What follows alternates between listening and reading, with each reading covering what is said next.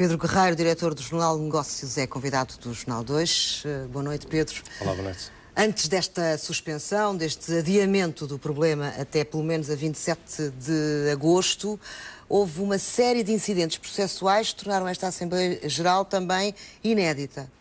A Assembleia começou mal e acabou pior. Ela parecia inquinada. O BCP, de facto, tem estado com azar. Tem-se feito nos últimos dias algum trocadilho com o bug do milénio, o vírus que na viragem do século ameaçava crashar os computadores todos. E ele está, o bug que hoje informaticamente inviabilizou a Assembleia Geral do Milénio BCP. Num episódio de que não há memória.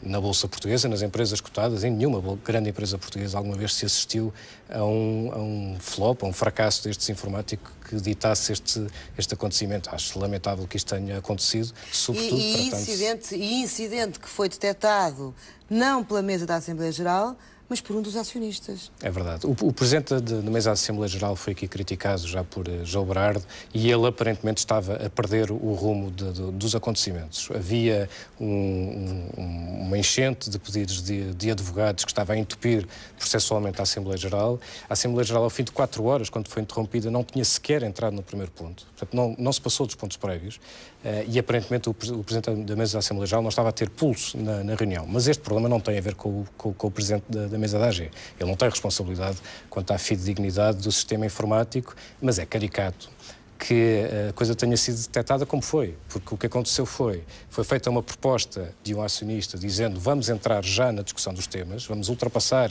estes pontos prévios todos, e foi nessa votação que foi aprovada, aparentemente, pelo menos o sistema assim o contou, erradamente pelos vistos, 96% tinham votado a favor de entrar, de facto, na agenda, e só 4% tinha votado contra, mas alguém levantou-se, um acionista levantou-se e disse, não, eu tenho mais do que 4% e votei contra, portanto o sistema tem que estar errado. Isto é um golpe de teatro, o João Berardo dizia que era uma brincadeira, é raro concordar com ele, mas de facto parece uma brincadeira, é uma incompetência total. Antes deste erro informático, que parece de facto uma brincadeira, houve uma atitude concertada de uma série de acionistas com o objetivo de quê? De prolongar ad eterno esta Assembleia Geral ao colocarem todos estes pedidos como pontos prévios?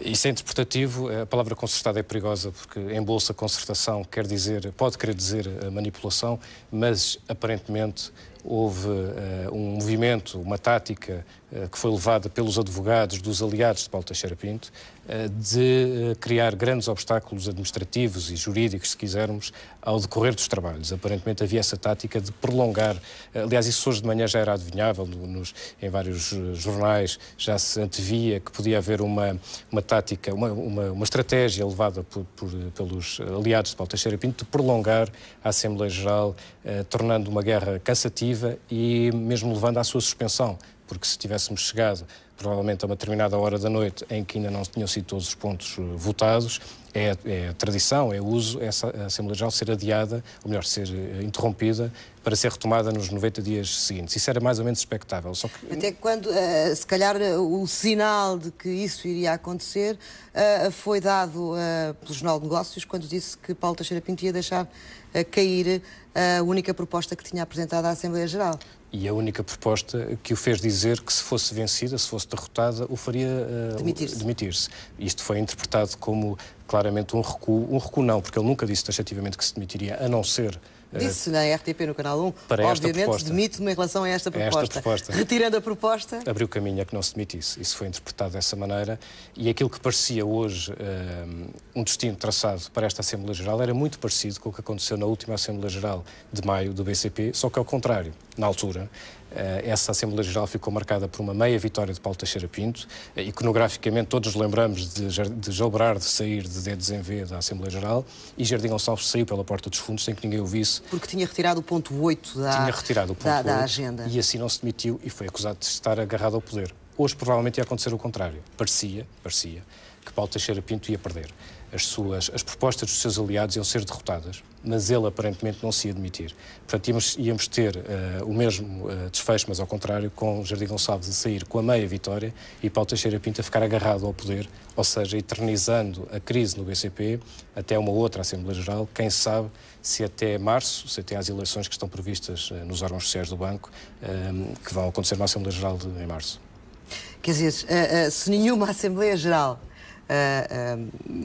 se a nenhuma Assembleia Geral até março ficar definido qual é a liderança clara do BCP, em março, de março é que não passa, com certeza, com a eleição dos novos órgãos sociais do banco. Eu acho que nem até março chega, porque tem que ser encontrada uma solução. O BCP está numa agonia longa que se manifesta não só nos resultados do banco.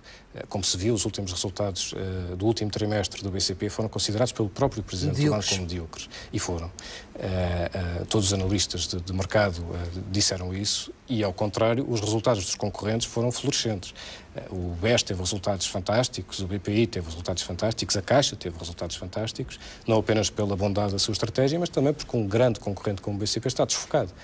E o banco não pode estar até março a pensar quem é que vai lá mandar e a pensar em clarificar a sua situação. Portanto, o resultado medíocre, nas palavras de Paulo Teixeira Pinto, do semestre, não podem ser apenas implicados à OPA falhada sobre o BPI.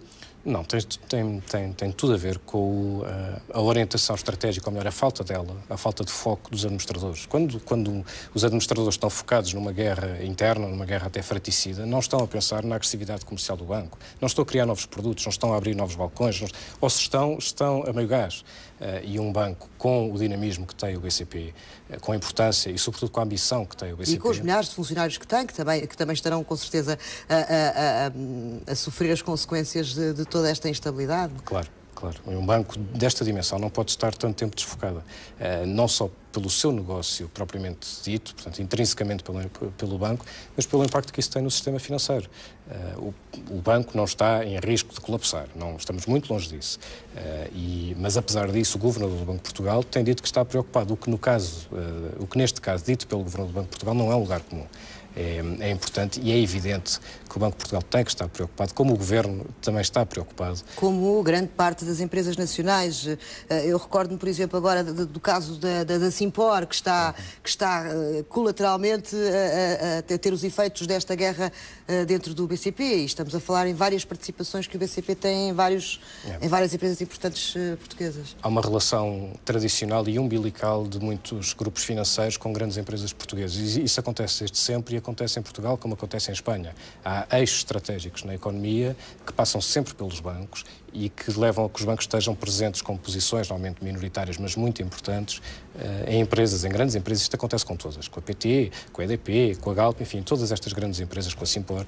Há bancos acionistas que, mais do que terem algumas ações que são mais ou menos relevantes, significa o sustento, ou melhor, a viabilidade do financiamento daquelas operações e uma partilha de estratégia de longo prazo com essas grandes empresas. Quando um irmão deste género, um irmão financeiro, está constipado, as empresas também se ressentem disso e também ficam fragilizadas. E este está com pneumonia, claramente. Este está com pneumonia, esperemos que não maligna, mas está com pneumonia.